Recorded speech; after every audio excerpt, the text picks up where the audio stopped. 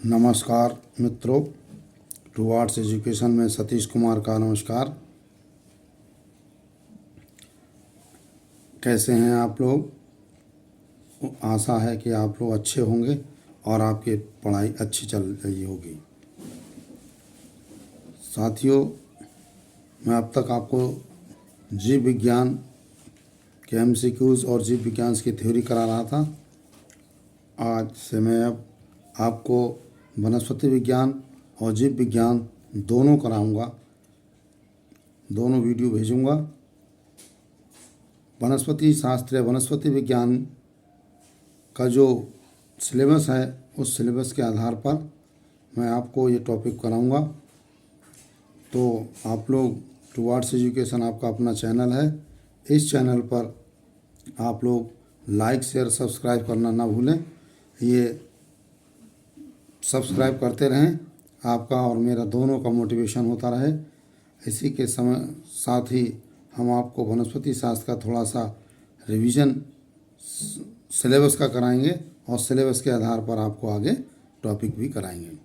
Syllabus में क्या है? वनस्पति शास्त्र में सबसे पहले हमने विषाणु लिया है कि विषाणु की परिभाषा आनी है और पढ़नी है, हमें प्रकृति पढ़नी है, पारगमन और लक्षण तथा महत्व पढ़ना है।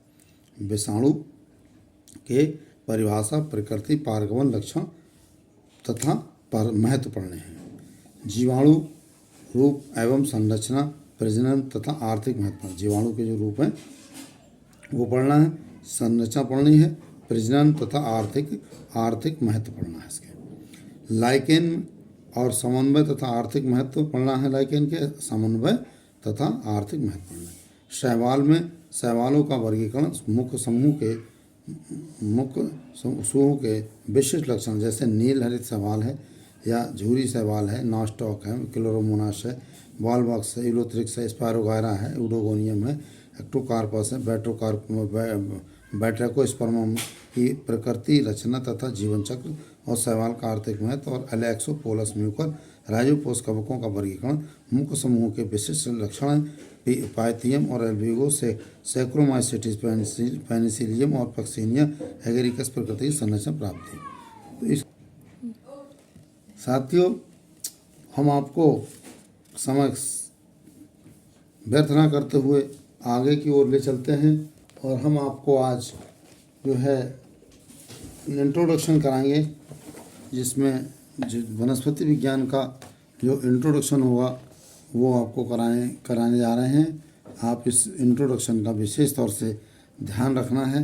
हम आपको ये रमेश गुप्ता की किताब से पढ़ा रहे हैं, जंतु विज्ञान भी और वनस्पति विज्ञान भी। इसमें मैं आपसे पुनः फिर निवेदन ही कर सकता हूँ कि आप लोग इसको सब्सक्राइब और ज़रूर करें, शेयर करें अपने मित्रों दोस्तों को, और वीडियो अच्छी लगे तो कमेंट्स भी करें। प्रस्तावना में यानी इंट्रोडक्शन में साथियों, जीवन परिचय में हम लोग विज्ञान की वह शाखा जिसके अंतर्गत जीवधारियों का अध्ययन किया जाता है। जीव विज्ञान की वह शाखा जिसके अंतर्गत जीवधारियों का अध्ययन किया जाता है, जीव विज्ञान यानी बायोलॉजी कहलाती है।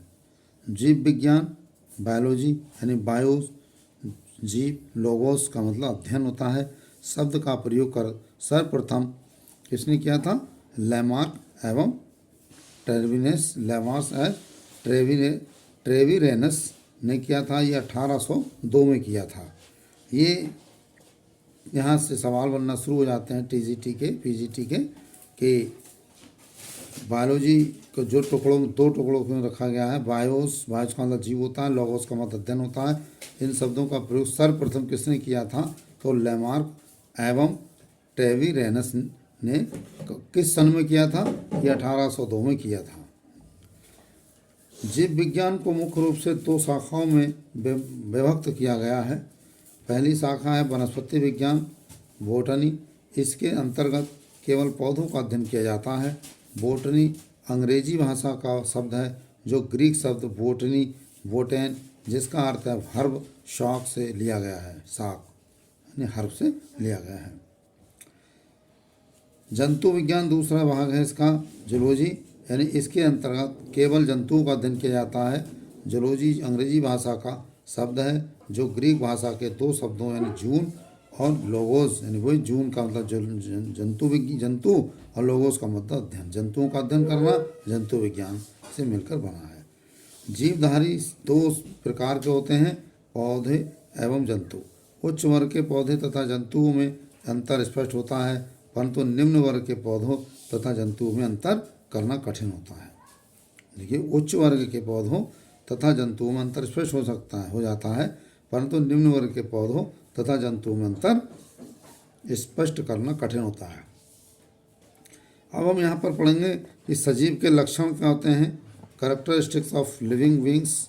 सजीव के लक्षण होते हैं कि जीवन की एक निश्चित परिभाषा देना बहुत कठिन है, परंतु जीवधारियों के कुछ विशेष लक्षण होते हैं जिनके आधार पर उन्हें निर्जीव से पृथक किया जा सकता है। ये विशेष लक्षण निम्न प्रकार के होते हैं।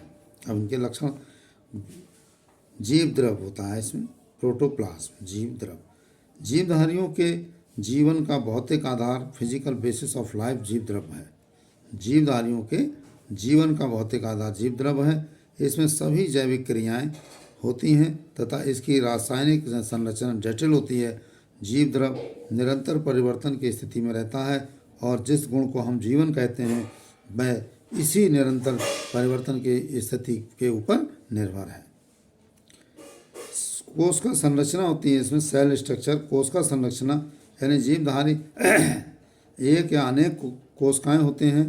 पौधों व जंतुओं में जीव द्रव जिसे कहते हैं प्रोटोप्लाज्म, कोशिका कला यानी सेल मेम्ब्रेन या प्लाज्मा लेमा द्वारा घिरा रहता है। पौधों में कोशिका कला के बाहर एक निर्जीव कोशिका भित्ति भी होती है। कोशिका जीवों की संरचनात्मक तथा क्रियात्मक इकाई यानी स्ट्रक्चर एंड फंक्शनल यूनिट्स है। देखिए मित्रों, जब हम आगे उसमें पढ़ेंगे तो ये बहुत महत्वपूर्ण रखता है कि जो सेल स्ट्रक्चर है या कोशिका संरचना है ये है क्या। तो ये क्या है, जीवधारी एक या अनेक कोशिकी होते हैं। जीवधारी एक या अनेक कोशिकी होते हैं। पौधे व जंतुओं में जीव द्रव का मतलब प्रोटोप्लाज्म अंग्रेजी में, कोशिका कला यानी सेल मेम्ब्रेन को प्लाज्मा लेमा भी कहते हैं, से द्वारा घिरा रहता है। पौधों में कोशिका कला के बाहर एक निर्जीव कोशिका भित्ति हुई होती है। कोशिका जीवों की संरचनात्मक तथा क्रियात्मक इकाई है। ये ही हमेशा आगे तक जीव विज्ञान में चलती रहेगी। न्यूट्रिशन के बारे में क्या होता है कि न्यूट्रिशन जो होता है वो पोषण न्यूट्रिशन, जीवों को वृद्धि तथा गति के लिए ऊर्जा की आवश्यकता होती है। न्यूट्रिशन होता क्या है, जीवों को वृद्धि तथा गति के लिए ऊर्जा की आवश्यकता होती है। ऊर्जा भोज्य पदार्थों से मिलती है। ऊर्जा कहाँ से मिलती है, भोज्य पदार्थ से मिलती है। पौधे जल, खनिज पदार्थ तथा कार्बन डाइऑक्साइड से सूर्य के प्रकाश की उपस्थिति में क्लोरोफिल की सहायता से भोजन का निर्माण करते हैं। जंतु भोजन के लिए पौधों पर निर्भर रहते हैं। देखिए दोनों बातें हैं, पौधों जंतु विज्ञान के लिए कंपेयर भी करते जा रहे हैं यहाँ पर। न्यूट्रिशन क्या होता है कि जीवों को वृद्धि और तथा गति के लिए ऊर्जा की आवश्यकता होती है। और ऊर्जा कहाँ से मिलती है, ऊर्जा भोज्य पदार्थों से मिलती है। पौधे जल, खनिज पदार्थ तथा कार्बन डाइऑक्साइड से सूर्य के प्रकाश की उपस्थिति में क्लोरोफिल की सहायता से भोजन का निर्माण करते हैं। लेकिन जंतु ऐसा नहीं करते हैं। जंतु भोजन के लिए पौधों पर निर्भर रहते हैं, है ना। मेटाबॉलिज्म होता है, उपापचय। उपापचय क्या होता है, जीवों में भौतिक तथा रासायनिक परिवर्तन होते रहते हैं। इनमें एनोबॉलिक क्रियाएं और रचनात्मक सिंथेटिक होती हैं, जिसमें सरल व जटिल पदार्थ बनते हैं जो जीव द्रव के घटक होते हैं। इसके ठीक विपरीत कैटाबॉलिक क्रियाएं विनाशात्मक यानी डिस्ट्रक्टिव होती हैं, जिनमें जटिल पदार्थों का विघटन होता है। जब आता मेटाबॉलिज्म कैटाबॉलिक, तो ये वाली परिभाषा आपको काम में आई। अभी से ये परिभाषा अगर याद कर लेंगे तो आगे आपको किसी प्रकार परेशानियों से बचा जा सकता है। यानी जीवों में भौतिक तथा रासायनिक परिवर्तन होते रहते हैं। इनमें एनाबॉलिक क्रियाएं रचनात्मक होती हैं, जिससे सरल व जटिल पदार्थ बनते हैं जो जीव द्रव के घटक होते हैं। इसके ठीक विपरीत कैटाबॉलिक क्रियाएं जो विनाशात्मक होती हैं, जिनमें जटिल पदार्थों का विघटन होता है।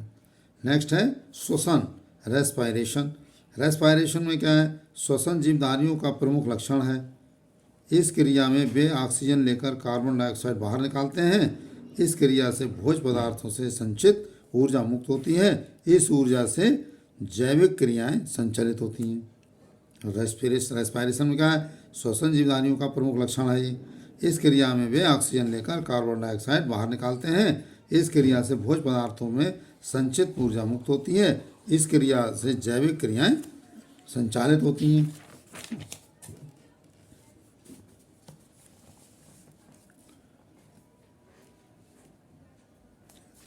गति, गति क्या होती है, मूवमेंट। मूवमेंट, सभी जीवधारी गति करते हैं, सभी जीवधारी गति करते हैं। कोशिका के अंदर जीवद्रव का या पौधे के स्वतंत्र भाग जैसे युग्मक गैमिट या चल बीजाणु जू स्पोर का एक स्थान से दूसरे स्थान को गमन करना गति कहलाता है। जंतु भोजन या अनुकूल वातावरण की खोज में गमन करते हैं, परंतु अधिकांश पौधे अपने स्थान पर रहते हुए गुरुत्व, प्रकाश आदि के कारण एक ओर मुड़ जाते हैं। इस क्रिया को भी गति कहते हैं। वृद्धि क्या होती है, ये गति हो गई। अब ग्रोथ, बहुत से लोग गति और वृद्धि में ही फर्क नहीं समझते हैं, जबकि बहुत बड़ा फर्क है। देखिए, गति बता दी कि पौधे की गति क्या होती है, जो गुरुत्व और प्रकाश के कारण एक तरफ से जो मुड़ झुक जाते हैं पेड़, उनको गति कहते हैं। और वृद्धि में क्या होता है, वृद्धि ग्रोथ, यानी जीवों की आकृति, आयतन तथा शुष्क पहाड़ में अपरिवर्तनीय बढ़त को वृद्धि कहते हैं।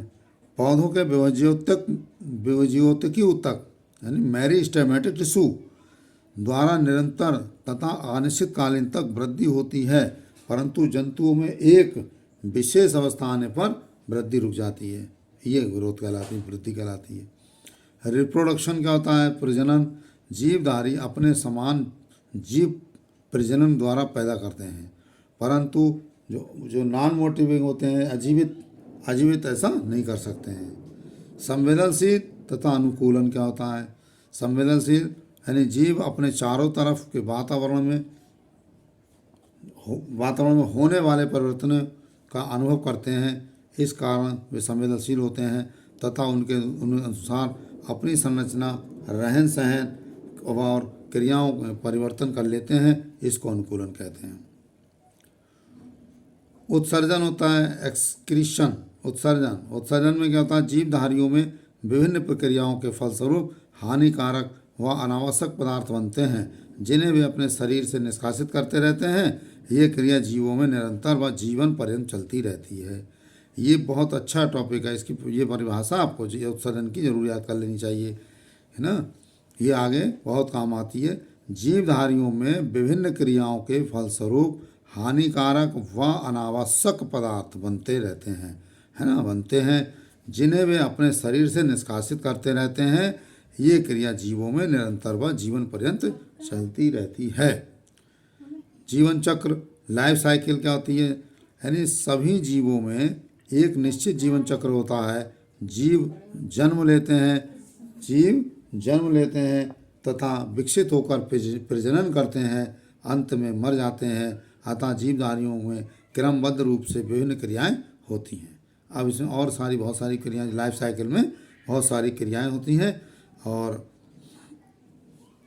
आप लोग टुवर्ड्स एजुकेशन आपका अपना चैनल है, इसमें लाइक और सब्सक्राइब करना ना भूलें।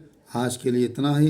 अगली वीडियो में हम आपको इसके बारे में यानी पौधों और जंतुओं में अंतर बताएंगे और MCQs कराएंगे। इसी के साथ ही हम आपसे विदा लेते हैं।